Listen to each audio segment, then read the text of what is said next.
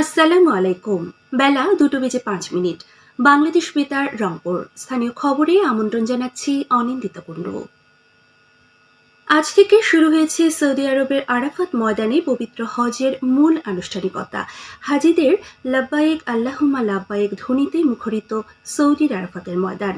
মিনায় অবস্থানের মধ্য দিয়ে গতকাল শুরু হয়েছে পবিত্র হজের আনুষ্ঠানিকতা।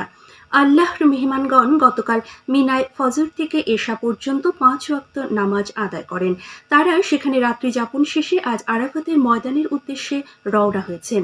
আরাফাতের ময়দানে মসজিদে নামিরা থেকে খুতবার পর হাজিগণ একসঙ্গে জোহর ও আসরের নামাজের আদায় করবেন।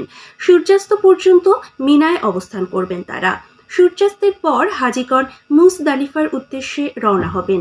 তারা সেখানে মাগরিব ও এশার নামাজ শেষে উন্মুক্ত আকাশের নিচে রাত্রি যাপন করবেন। আগামীকাল সূর্যোদয়ের আগে তারা মুজদালিফা থেকে মিনায় যাবেন এবং বড় জামারায় কঙ্কর নিক্ষেপ করবেন।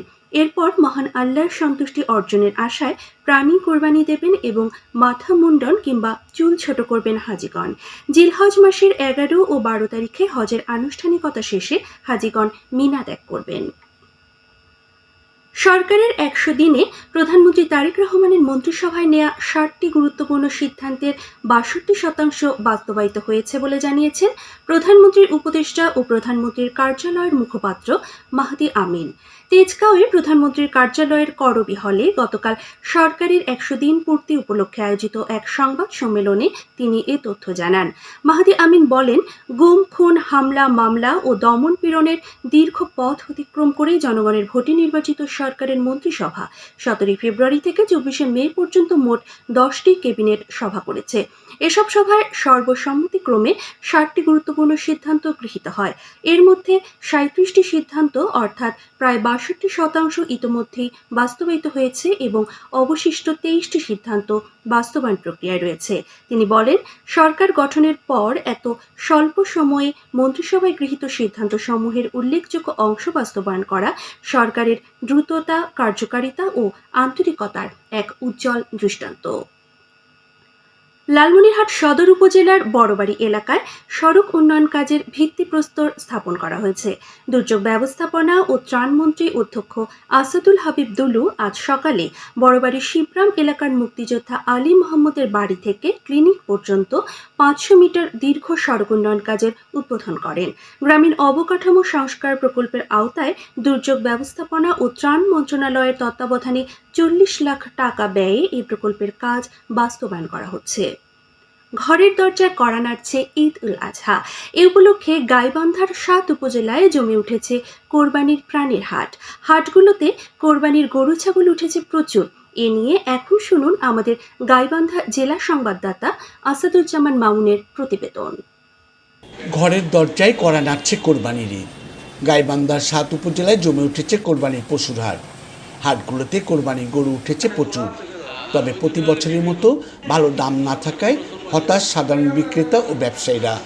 গরু বিক্রেতারা বলেন, আমি 1,05,000 চাচ্ছি, মানুষ 80 দাম বলতেছে, আমি 90,000 হলে ছাড়বো। গরুর বাজার খুব খারাপ, মানে গরুর বাজার কম। জেলার ফুলছড়ি, সাগাটা, সুন্দরগঞ্জ, সাদুল্লাপুর, পলাশবাড়ি, গোবিন্দগঞ্জ ও সদর উপজেলার 32টি কোরবানির পশুর হাট জমে উঠেছে। হাটগুলোর মধ্যে রয়েছে 19টি স্থায়ী ও 13টি অস্থায়ী।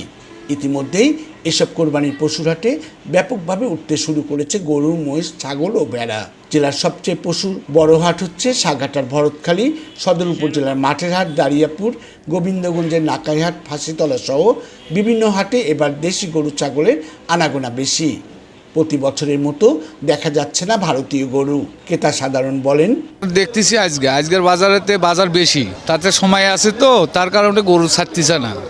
তো সময়ে যদি শর্ট থাকতো তাহলে মোটামুটি গরুর দাম একটু যেটাই হতো হয়ে যেত। খাদ্যর দাম বেশি, গৃহস্থরা বলতে খাদ্যর দাম বেশি। এলে গরু আরো খামারের চাও দাম কমে পাওয়া যায়, যার কারণে আমরা মোটামুটি নিয়ত করে নিয়েছি যে খামারে আর ঘুরবো না, হাটে গরু কিনবো, ঈদের টাইমে আর খামারে ঢুকবো না। এই জেলায় চাহিদা পূরণ রেখেও অতিরিক্ত পশু মজুদ আছে। স্থানীয় চাহিদা মিটিয়েও দেশের বিভিন্ন জায়গায় এসব পশুর চাহিদা পূরণে সহায়ক ভূমিকা রাখবে। জেলা প্রাণী সম্পদ কর্মকর্তা ডাক্তার মোহাম্মদ আব্দুর রাজ্জাক বলেন, আমাদের গাইবান্ধা জেলায় মোট আমাদের প্রাপ্যতা গরু, ছাগল, ভেড়া, মহিষের প্রাপ্যতা হলো 1,76,933। আর আমাদের চাহিদা হলো 1,37,500, অবশ্য 39,833টা আমাদের অতিরিক্ত আছে। আমাদের গরুগুলো আমরা বিভিন্ন জায়গায় আমাদের যে এখানে খামারি ভাইরা আছে অথবা বিভিন্ন ধরনের স্টেক হোল্ডার আছে, তারা বিভিন্ন জায়গায় গিয়ে এটা বিক্রি করবে এবং আমাদের গাইবান্ধা জেলায় আমাদের পশুর কোনো সমস্যা হবে না এবং শর্টও পড়বে না। আমরা এটা দিয়ে আমরা পার করতে পারবো, তারও অনেক বেশি উদ্বৃত্ত থাকবে আমাদের গাইবান্ধা জেলায়। আসন্ন ঈদুল আজহার কোরবানি এই উপলক্ষে গাইবান্ধা 60টি উপজেলায় 1,73,933টি গবাদি পশু প্রস্তুত করা হয়েছে। এর মধ্যে জেলায় চাহিদা রয়েছে 1,37,500টি পশু। আসাদুজ্জামান মামুন, বাংলাদেশ বেতার, গাইবান্ধা। এতক্ষণ শুনলেন আমাদের গাইবান্ধা জেলা সংবাদদাতার প্রতিবেদন। আসন্ন ঈদুল আজহাকে সামনে রেখে সীমান্ত এলাকায় কঠোর অবস্থানে রয়েছে Lalmonirhat border guard Bangladesh 15 BGB battalion সদস্যরা। এরই অংশ হিসেবে পৃথক অভিযান চালিয়ে বিদেশি নেশা জাতীয় ইস্কাপ সিরাপ জব্দ করেছে বিজিবি। আজ এক প্রেস বিজ্ঞপ্তিতে বিজিবি সূত্র জানিয়েছে, গোয়েন্দা তথ্যের ভিত্তিতে কুড়িগ্রামের ফুলবাড়ী উপজেলার বালারহাট ও গোরখমণ্ডল বিওপির আওতাধীন এলাকায় বিশেষ অভিযান পরিচালনা করে 60 বোতল ইস্কাপ সিরাপ জব্দ করা হয়। লালমনিরহাট 15 বিজিবি এর কমান্ডিং অফিসার লেফটেন্যান্ট কর্নেল মেহেদি ইমাম বিষয়টি নিশ্চিত করেছেন। সবশেষে আবহাওয়া। আজ সন্ধে 6টা পর্যন্ত অভ্যন্তরীণ নদী বন্দরগুলোর জন্য পূর্বাভাসে বলা হয়েছে, টাঙ্গাইল, ময়মনসিংহ, ঢাকা, ফরিদপুর, কুমিল্লা ও নোয়াখালী অঞ্চল সমূহের উপর দিয়ে উত্তর পশ্চিম দিক থেকে অস্থায়ীভাবে ঘন্টায় 60 থেকে 80 কিলোমিটার বেগে ঝোড়ো হাওয়া বয়ে যেতে পারে। সেই সঙ্গে বৃষ্টি অথবা বজ্রসহ বৃষ্টিপাতের সম্ভাবনা রয়েছে। এসব এলাকার নদীবন্দর সমূহকে 2 নম্বর নৌ হুঁশিয়ারি সংকেত দেখাতে বলা হয়েছে।